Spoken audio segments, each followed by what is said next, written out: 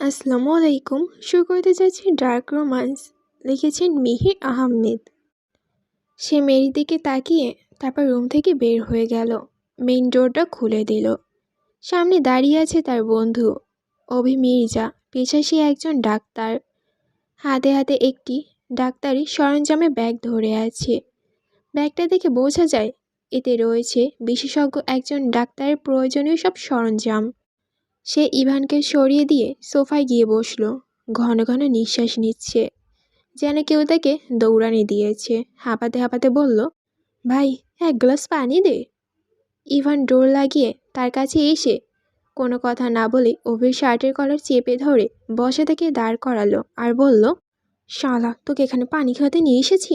আগে আমার বউকে দেখ কেন অজ্ঞান হয়ে গেল, তাড়াতাড়ি চল। অভি এক মুহূর্তেও থমকে দাঁড়ালো। তারপর কোনো মতে বলল, মেরির কি হয়েছে? কালকে তো ঠিকই ছিল। আগে চল, তারপর সব বলবো। সে ইভানের সাথে ইভানের রুমে আসলো। মেরি একদম নিস্তেজ হয়ে আছে। অভি মেরির পাশে বসতে গেল। ইভান এক টানে পিছন দিকে থেকে টেনে ধরল। উল্টো টান দেওয়ায় অভি একটু শার্টের কোণার সাথে লাগলো। ইভানকে উদ্দেশ্য করে বলল, শালা, তোর কি হয়েছে? পানি চেলাম, পানিও দিলি না, এখন বসতেও দিলি না। তোকে ওর পাশে বসতে বলেছি? তো কোথায় বসবো, তোর কোলে? ইভান ডিভানের পাশ থেকে ছোট বসার টুলটা নিয়ে আসলো। খাটের কোণার সাথে রাখলো। অভিকে ইশারা করলো সেখানে বসতে। অভি গিয়ে বসলো। তখন হঠাৎ কি মনে করে সে ইভানের দিকে তাকালো। এতক্ষণে সে খেয়াল করলো না ইভান একটা তোয়ালে পড়ে আছে। সে এমনভাবে ইভানকে অনেকবার দেখেছে, কিন্তু আজ ইভানকে অন্যরকম লাগছে। সে সামনে গিয়ে দাঁড়ালো। ঘুরতে ঘুরতে দেখতে লাগলো ইভানের পুরো শরীর জুড়ে নখের আঁচড়। কাজে হয়ে আছে অনেক জায়গাগুলো। একটু শ্যামবর্ণের হওয়ার দূর থেকে সে বুঝতে পারেনি। এখন তার মাথার সব ঢুকলো আর মেরিকে অজ্ঞান হয়ে আছে কেন সেটাও বুঝলো। অভি বলল, তুই ওর সাথে ইন্টিমেট হয়েছি। অভি পুরো কথা শেষ করতে না দিয়ে ইভান বলে দিল, তুই পাগল হয়ে গেছিস? হ্যাঁ, আমি পাগল হয়ে গেছি। ওই দেখ, শুয়ে আছে আল্লাহর বান্দি, আমার লাইফটাকে হেল্প করে দিয়েছে জাস্ট। কিন্তু আর কোনো কথা না, ওকে দেখ। অভি আর কিছু বলল না। ইনস্ট্রুমেন্ট নিয়ে বসলো। নিজের চিকিৎসার সরঞ্জামগুলো বের করতে করতে মেয়েকে দেখতে লাগলো। ইভান, ওর নিঃশ্বাস অনেক কমে যাচ্ছে, জ্বর আসছে, শরীরটা অনেক দুর্বল ওর। মনে হচ্ছে হসপিটালে নিতে হবে, স্লাইন দিতে হবে এক্ষুনি, সাথে অক্সিজেনও। এখানে সব ব্যবস্থা কর। তুই কিছু আনিসনি? এনেছি তো। তাহলে এনে কারবাল ফলাস, এখনো দিচ্ছিস না কেন? অভি ইভানের কথায় কিছু মনে করল না। হাড়ে হাড়ে সে চিনে ইভান চৌধুরীকে। সে মেরিকে অক্সিজেন মাস্কটা নাকে মুখে দিয়ে দিল, হাতে স্লাইনটাও দিয়ে দিল। ইভান মেরির পাশে ছিল। অভিকে জিজ্ঞেস করলো, কতক্ষণ লাগবে জ্ঞান ফিরতে? লাগবে প্রায় অনেক ঘন্টা। বাইরে গিয়ে বস, আমি আসছি। অভি আর কিছু বলল না। নিজের সরঞ্জামগুলো নিয়ে চলে গেল রুমের বাইরে। ইভান একটা কমফোর্ট এনে মেরির শরীরটা ঢেকে দিল।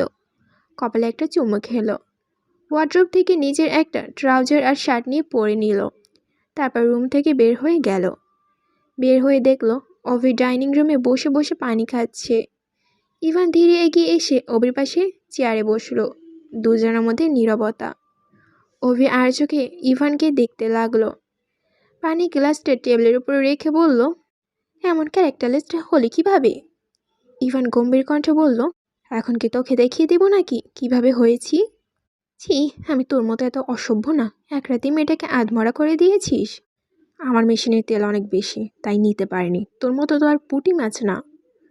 অভি মেয়েদের মতো তার ঠোঁট বাঁকালো। তুই করলে সব ভালো, আমি কিছু করলে আমার মেশিন নিয়ে টানাটানি করছিস। এক রাতে যা করলি, বাকি দিন তো মেয়েটাকে খুঁজেই পাওয়া যাবে না। তোর তুই বউ পালিয়ে তো যাচ্ছে না, একটু তো নিজেকে কন্ট্রোল কর। এতদিন নিজেকে অনেক কষ্টে কন্ট্রোল করেছি, আর কিছুদিন কর না, তোদের মাঝে সব কিছু ঠিক হয়ে নিক। কিছু ঠিক হবে না। ওই হাফ ইঞ্চির মেয়ে আমাকে কোনোদিনও বুঝবে না। অভি নিঃশ্বাস ফেলে আবারও বলল, অফিসে যাবি?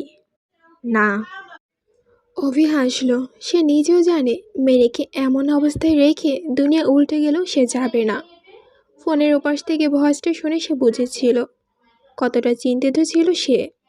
কিন্তু এখন তার সামনে কি শান্তভাবে আছে যেন কিছুই হয়নি।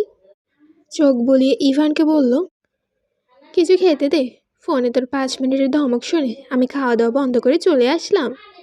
এমনভাবে গাড়ি চালিয়ে আসলাম, একটু ওদিক ওদিক চলে গেলে আজ উপরে থাকতাম। তোকে খাবার খাওয়ার জন্য ডাকিনি। যদি আসতে দেরি হতো ওখানে গিয়ে খুন করে আসতাম। শালা, নিজের অঙ্গলীলা করে আমাকে খুন করবি বলছিস? তোর কোনোদিনও ভালো হবে না। ইয়া আল্লাহ, আপনি আমার কথা শুনুন। যখন এই হারামিটা তার বউকে আদর করতে যাবে তখনই আপনি ওর মেশিনটা অফ করে দিয়েন। এই বলে নিজের ব্যাগটা নিয়ে এক দৌড় দিয়ে মেইন ডোর খুলে বাইরে চলে গেল। ইভান পায়ে জুতোটা খুলে তার গায়ে ছুঁড়ে মারল। একটুর জন্য লাগেনি। অভি পিছনে তাকিয়ে হেসে দিল আর হাসতে হাসতে বলল, দ্য গ্রেট ইভান চৌধুরী নিশানা বলল, ঠিক এইভাবে তোর মেশিনও একদিন নড়চড়ে হবে, দেখে নিস। ইভান আসতে গেলে অভি বাইরে থেকে দরজাটা লাগিয়ে দিল। ওর কাণ্ড দেখে ইভান হেসে দিল। একজন ডাক্তার হয়ে এমন বাদরামি করে সেটা কি কেউ মানবে? অভি ওর ছোটবেলার বন্ধু, একসঙ্গে স্কুল থেকে শুরু করে ভার্সিটি শেষ করেছে। বিপদে একজনে পড়ে গেলে আরেকজন হাত বাড়িয়ে তুলল। হাসি কান্না রাগ অভিমান সব ভাগাভাগি করে দুজনে। সময় যত বদলেছে সম্পর্ক যেন পুনরায় আরো উচ্ছ্বাস হয়ে গেছে।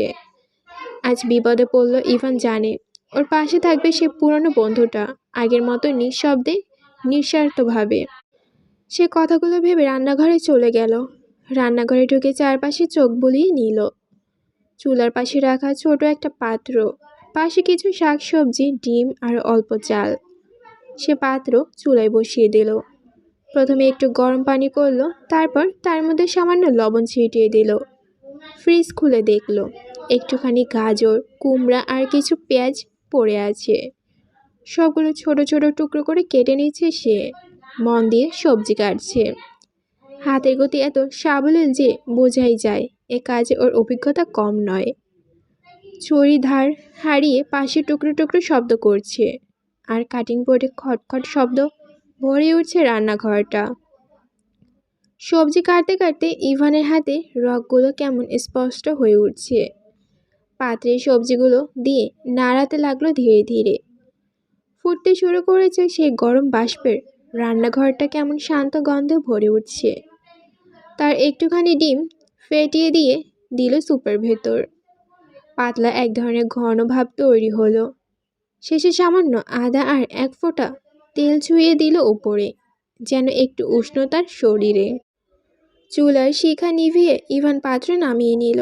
চামচে করে হালকা গরম সেই স্যুপ ঢেলে রাখলো একটা বাটিতে। সেটা পাশেই রেখে দিল। আবার নিজের জন্য একটা ব্ল্যাক কফি করে নিল, যেটা সামান্য পরিমাণ চিনিও নাই। কফিটা নিয়ে সে চলে গেল রুমে। মেরি পাশে বসলো। মেয়েটা এখনো নিস্তব্ধ হয়ে শুয়ে আছে। হাতে স্লাইন চলছে ধীরে ধীরে। মুখটা ফ্যাকাশে হয়ে আছে। ইভান তার দিকে কিছুক্ষণ তাকিয়ে থাকলো। তার মনের ভিতর চলছে অন্য কিছু। সে আলতো করে মেরি চুলে হাত বুলিয়ে দিল। তার এই স্পর্শটা ছিল কোমল যত্ন, যেটা মেরি অজানা থেকে যাবে। সে ল্যাম্পপটের পাশে নিজের ফোনটা রাখলো। তারপর ল্যাপটপটা হাতে নিয়ে নিজে কোলে রাখলো। কোলের উপর একটা বালিশ নিয়ে ল্যাপটপটার কাজ শুরু করলো। কাজের ফাঁকে ফাঁকে কপিতে চুমুক দিচ্ছে। কিছু অফিসের ফাইল তৈরি করে পাঠিয়ে দিল। প্রায় 4 ঘন্টা সে ল্যাপটপে রাখলো। পাশ থেকে মেরিকে দেখলো। স্লাইনটা শেষ হয়ে গেছে। যত্ন করে মেরি স্লাইনটা খুলে দিল। মেরি পাশে গিয়ে শুয়ে ওকে নিজের বুকের উপরে শুইয়ে দিল। চুলের পাশে ঠোঁট ছুঁয়ে দিল।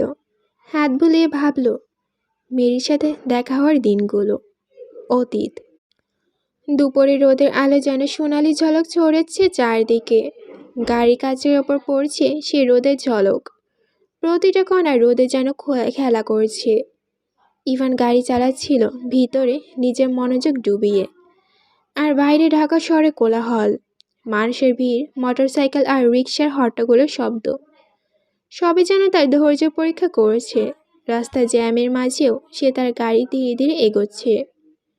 তার চোখ আর মুখে দুটো গম্ভীর হয়ে আছে। সে ঠিক সেইভাবেই গাড়ি চালাচ্ছে, মনোযোগে একবারে রাস্তার দিকে, হাতে দীর্ঘতা স্টিয়ারিং ধরে। হঠাৎ তার চোখ চলে গেল জানালার বাইরের দিকে। চোখগুলো সরিয়ে নিল। আবারও কি মনে করে জানালার বাইরে তাকালো। রাস্তার এক কোণে একপাশে একটা মেয়ে দাঁড়িয়ে আছে। সে খিলখিল করে হাসছে। হাসিটা এমন মিষ্টি যে মুহূর্তের ধ্বনি যেন তার চারপাশে কোলাহল কমিয়ে দিল। মেয়েটির পাশে স্কুলের ইউনিফর্ম মেয়েটির পরনে স্কুলের ইউনিফর্ম আর খুব সাধারণভাবে আছে। চুলগুলো বেশ লম্বা, কাঁধে দুই পাশে বেনুনি করে রেখেছে। হাসির সাথে তার বেনুনি দুইটা যেন দুলছে। মেয়েটি স্কুলের ইউনিফর্ম ঘামে ভিজে শরীরের সঙ্গে লেগে আছে। রোদের আলো পড়তেই যেন তার চেহারা আরো ঝলমল করছে। গালগুলো হালকা লালে আভা হয়ে আছে, কিন্তু মুখে সেই মিষ্টি হাসি, কোনো ক্লান্তর ছাপই নেই। ইভানের চোখে দারুণ লাগছে। তার দৃষ্টি মুহূর্তের জন্য মেয়েটার দিকে আটকে গেল এবং গাড়ি চালানোর সমস্ত মনোযোগ যেন কিছুক্ষণের জন্য অন্য কোথাও চলে গেল। হঠাৎ দূর থেকে মেয়েটা তার দিকে তাকালো। মুহূর্তের জন্য ইভানের হৃৎপিণ্ড যেন থমকে গেল।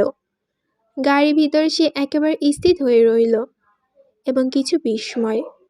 চোখ যেন মেয়েটির দিকে আটকে গেল। তার চারপাশে কোলাহল, রোদের ঝলক, সবই যেন স্লান হয়ে গেল। শুধুই মেয়েটার উপস্থিতি আর চোখের ছাউনি তার সমস্ত দৃষ্টি কেড়ে নিয়েছে।